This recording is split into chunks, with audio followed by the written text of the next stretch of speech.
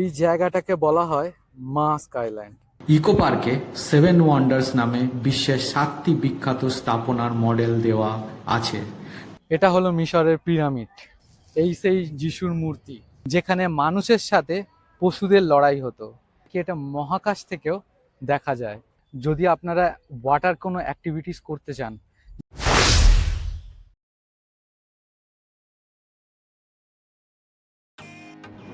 আজ আমি চলে এসেছি এশিয়া তথা ভারতের সবথেকে বড় urban park eco park Kolkata. বন্ধুরা, এখন আমি যে জায়গাটা এসেছি এটা কলকাতার আর একটা পর্যটক কেন্দ্র। জায়গাটার নাম হচ্ছে ইকো পার্ক। প্রথমে আমি ইকো পার্কের যে জায়গাটা এসেছি সেটা হলো একটা ছোট চিড়িয়াখানা বলতে পারেন। এটার নাম হলো হরিণালয়। ইকো পার্কের ঠিক পাশেই এই ছোট চিড়িয়াখানা, যা হরিণালয় নামে পরিচিত। এখানে আসবেন, একটা সুন্দর প্রকৃতি আপনারা দেখতে পারবেন। প্রথমে আমি যেটা ঢুকে দেখতে পাচ্ছি সেটা হলো বাচ্চাদের একটা ছোট্ট পার্ক আছে। এখন আমি যে জায়গাটা এসেছি সেটা বাচ্চাদের সেই ছোট পার্ক। ইকো পার্কের আপনারা এই জায়গাটা আসলে, আর যদি আপনাদের ছোট বাচ্চারা থাকে, ওই বাচ্চাদেরকে যদি নিয়ে আসেন তাহলে এই সুন্দর পার্কখানা দেখতে পারবেন। এখানে দোলনা আছে, ওখানে স্লিপ আছে, আর এখানে সিস আছে। আর আপনারা যদি বসে ওদের খেলা দেখতে চান তাহলে এখানে আপনারা বসতে পারেন, একটা সুন্দর সময় কাটাতে পারেন। যদি আপনারা খেলার কোনো সামগ্রী নিয়ে আসেন, যা কিছু হতে পারে, ক্রিকেটের ব্যাট বল হতে পারে, বা ফুটবল হতে পারে, বা ব্যাডমিন্টন হতে পারে, তাহলে এটা একটা বড় মাঠ রয়েছে, আপনারা কিছুটা সময় কাটাতে পারেন, বা বাচ্চারাও সেখানে খেলে অনেক আনন্দ করতে পারে। আরও কাছ থেকে দেখাই, ইকো পার্কের এই জায়গাটায় জিরাফ আছে।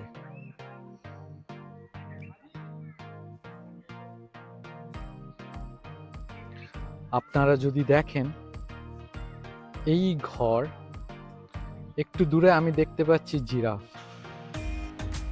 এত গরমের জন্য হয়তো ঘরের ভিতরেই বিশ্রাম নিচ্ছে।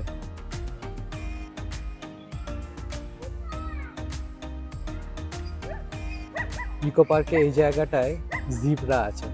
আপনারা হয়তো জিব্রার আওয়াজ শুনতে পাচ্ছেন। পুরো পৃথিবীর শুধুমাত্র আফ্রিকা মহাদেশেই এই জিব্রা দেখতে পাওয়া যায়। তবে ইকো পার্কে এই জিব্রাও এখানে নিয়ে আসা হয়েছে।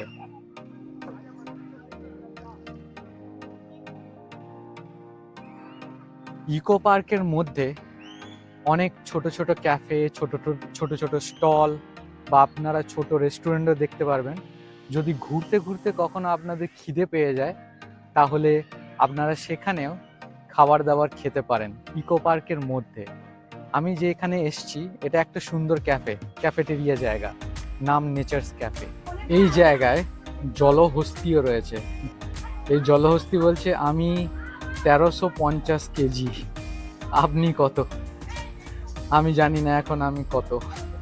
সেইখানে দেখুন, এই জলাশয়ের মধ্যে জলহস্তি সে বিশ্রাম করছে। বেশিরভাগ সময় এদের পছন্দ এরা জলের ভিতরেই থাকবে।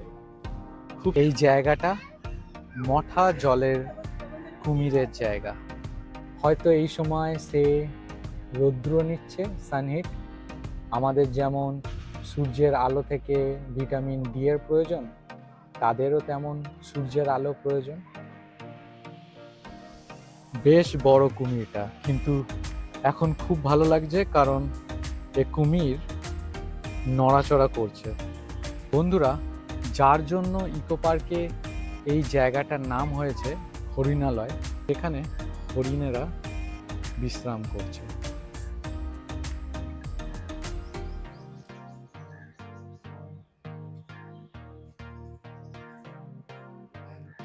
সাধারণত হরিণরা তৃণভোজী জায়গা থাকে, যে জায়গায় অনেক ঘাস। কিন্তু আমি অবাক, কারণ এই যে জায়গাটা রয়েছে খুব শুকনো প্রকৃতির, ওটা জলাশয়, কিন্তু ঘাস নেই। হয়তো এদেরকে আলাদাভাবে ঘাস বা অন্য পাতা জাতীয় কিছু খাবার দেওয়া হয়। বাকি টিয়ার বা কাকর হরিণ এই যে খুব কাছাকাছি এটা ঘোরাঘুরি করছে।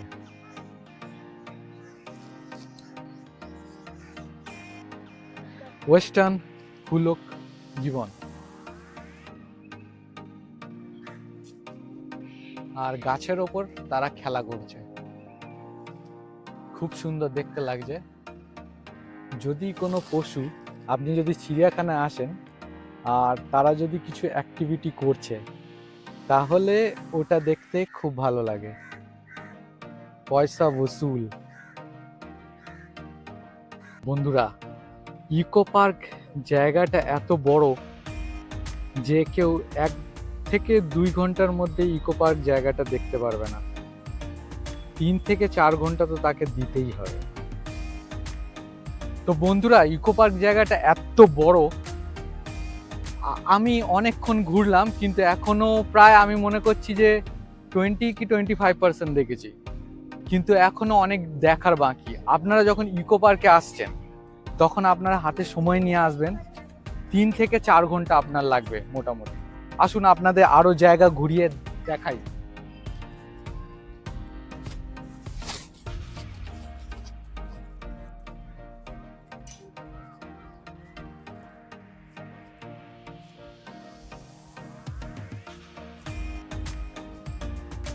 বন্ধুরা, এই জায়গাটাকে বলা হয় মাস্ক আইল্যান্ড।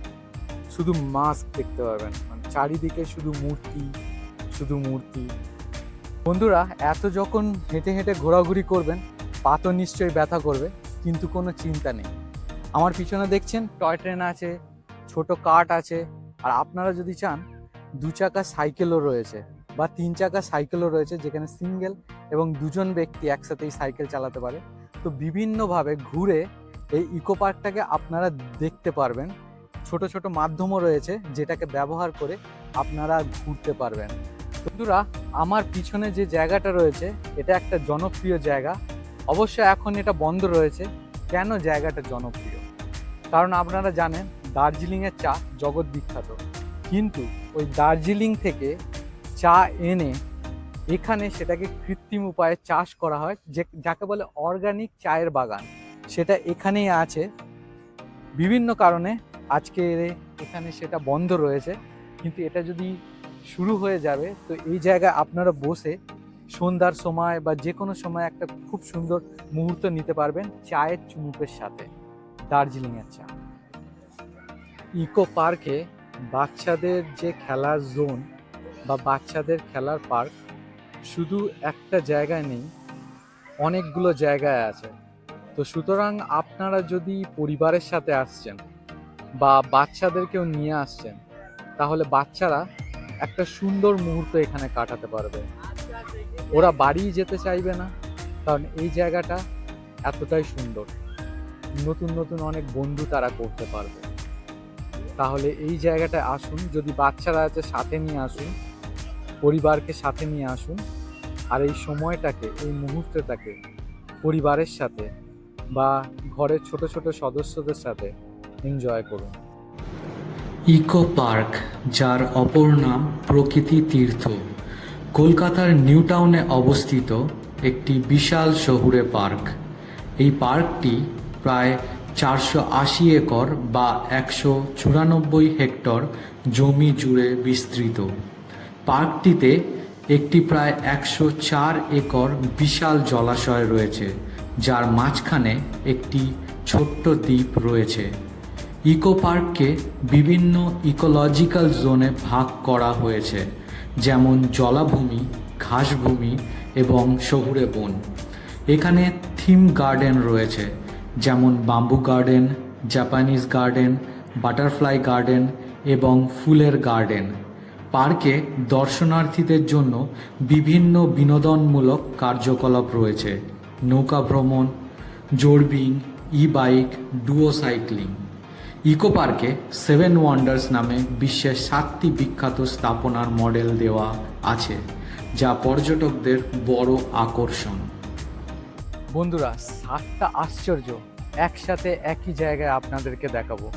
হয়তো পশ্চিমবঙ্গ তথা ভারতের একমাত্র জায়গা যেখানে 7টা আশ্চর্য একসঙ্গে রয়েছে।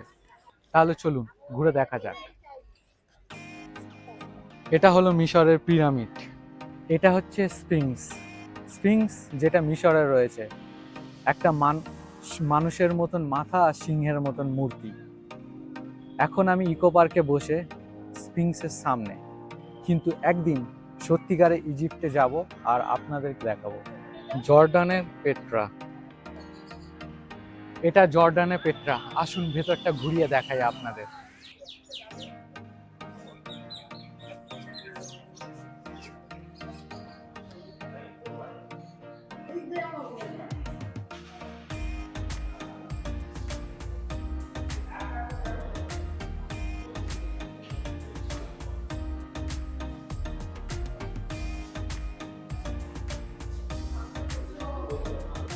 ক্রাইস্ট দ্য রিডিমার স্ট্যাচু, ব্রাজিলের রিও ডি জেনিরো থেকে।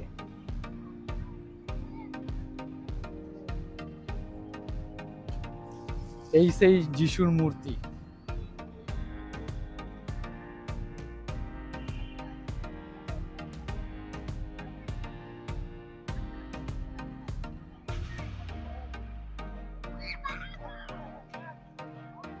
যেটা এখন দেখলেন কিছু মূর্তি মোয়াই, এটা প্রশান্ত মহাসাগরের একটা দ্বীপে বানানো হয়েছিল 1000 বছর আগের। বন্ধুরা, এটা হলো ইতালির কলোসিয়াম।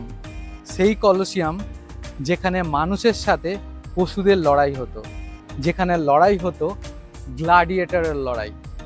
আজকের এটা যেটা আপনাদের দেখাচ্ছি, একদিন ইতালিতে আপনাদের সত্যি সত্যি দেখাবো। The great wall of China. বন্ধুরা, the great wall of China এটা নাকি খুবই বিখ্যাত, নাকি এটা মহাকাশ থেকেও দেখা যায়। এটা এতটাই নাকি চওড়া, 6 জন অশ্বারোহী পাশাপাশি যেতে পারে।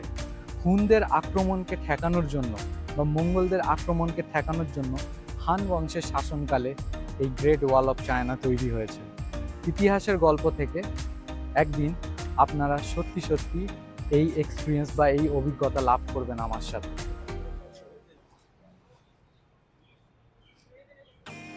কোনো চিন্তা নেই, এখানে যদি আপনারা কিছু অস্বস্তি বোধ করেন, যদি আপনাদেরকে শৌচালয় ব্যবহার করতে হয়, তাহলে সুলভ শৌচালয়ের ব্যবস্থা ইকো পার্কের বিভিন্ন জায়গায় আছে, যেখানে যৎসামান্য কিছু অর্থ দিয়ে আপনারা এই শৌচালয় ব্যবহার করতে পারবেন।